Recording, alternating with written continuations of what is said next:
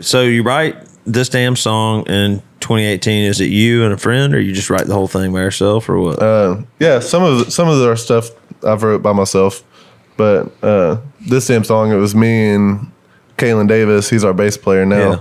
But at the time, okay, so the guy that taught me the guitar, Your guitar Brandon, player now. Yeah, I went to school with him since 7th grade, and did the Marines and shit, whatever.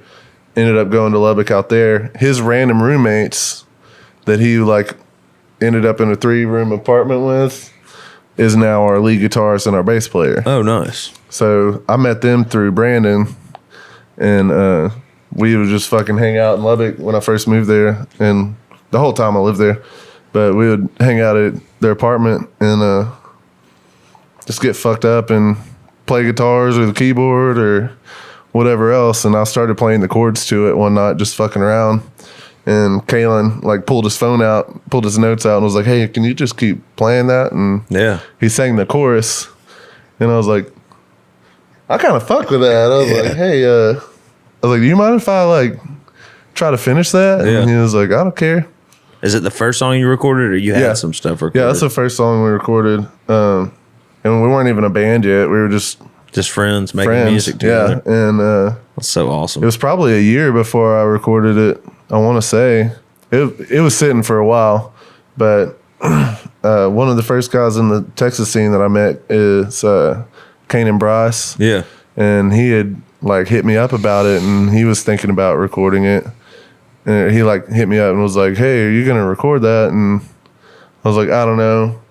And he was because like, were you like planning it out and people knew it? Let's like I was hardly even playing anywhere. Yeah, because like I couldn't get nobody to fucking call me or email me back. Fuck them all now, yeah, baby. Honestly, Fuck 'em yeah. all. And but he hit me up about recording it, and he ended up not doing it.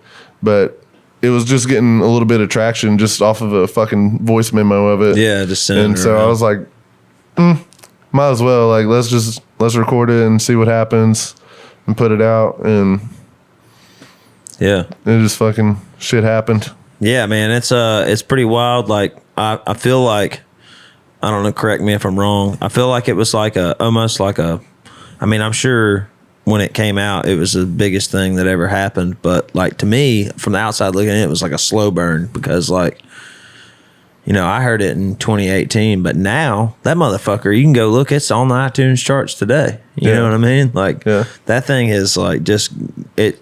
Like we're like Dig Down in Dallas, like it was a viral thing, you know what I mean? Like super viral.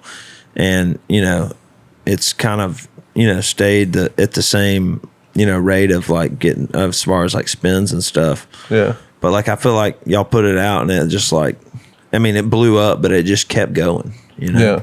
It's been crazy, man. Yeah. And you know, the same, you know, like you don't expect shit like that to happen. It just not at all. It just does, and then you're like, "Fuck, okay, this is what it's gonna be." Hey guys, I guess we're a band now. So how did y'all come up with the band name? Were you like, so after they moved out of that apartment, and I was living where Flatland actually used to live there at Linwood Apartments. And it was kind of sketchy, like shootings and shit like that. Damn, son. And so we ended up like, it was us four. It's like me, Brandon, Zach, Kalen, and our original drummer, Chris. We all moved into, actually, no. Zach was, he had already graduated college, our lead guitarist. He'd already graduated and gone home and was coaching football at his old high school. And it was the three of us, Chris, and another guy that worked at Chili's. And, fucking Chili's. Fucking Chili's. Dude, that's funny because I ate at Chili's one day and we were driving home and my old roommate Mitch was like, we were listening to the work tape of Dig Down in Dallas and he was like, if this was out, I would buy it. And I was like, fuck it, I'll cut it. Chili's is part of the reason. Chili's, the song. You know? I bartended at Chili's. Did you? Yeah, Nice. like fucking half our band worked at Chili's. If you want a hit song, kids, go to Chili's. But we fucking we lived in a 5-bedroom after we had all left our apartments, and we always were on the roof and drinking beers and shit, and playing music and stuff up there. and I don't know. We needed a band name because I got it recorded, and I was like, well, I can't release this until we have a band name. So what are we gonna do, guys? Here. So we just sat there and kicked ideas around and ended up with that. That's great. It's a great name. Yeah. I didn't know what it meant at first. I didn't know that was your name. Yeah, I didn't know how to say it. I was like, a lot of people come up and they're like, "What's your real name?" I'm like, Pecos. They're like, "That's your first name?" I'm like, "Yeah." our bass player Mitch, he hates my music. He likes like Ghost, and I mean, he's grateful to have a job, and he's my brother, but he hates my music. He listens to Ghost, Fleetwood Mac, and The Doors, and that's it. That's it. Dude had a flip phone for the longest time. He doesn't hate all my music, but he's a very opinionated person, and that's like what you were talking about earlier. Your guitar player and all your guys are guys that have been there from day one, and most all my guys are the guys that have been there from day one. I mean, Terry's been in my band for 10 years. Really? And Matt's been what, 6 years, 7 years, Matt? 6 or 7, and Mitch was playing for Job Fortner. He's an act. He's from Georgia, but he's really good. And he got kicked out of that, or he got fired from that band. But at the time, Mitch was playing cover gigs with me when he was off, and I was like, "Well, you're not good enough for Joe Fortner band, but you're good enough for my band." So, and I hired him full time, but he did all the cover gigs with us too. So, it's a really cool thing, man, to be able to, be with your, it almost feels like family, brothers. I mean, I'm with those guys more than I am my own family. Yeah, so for real. It feels cool to like,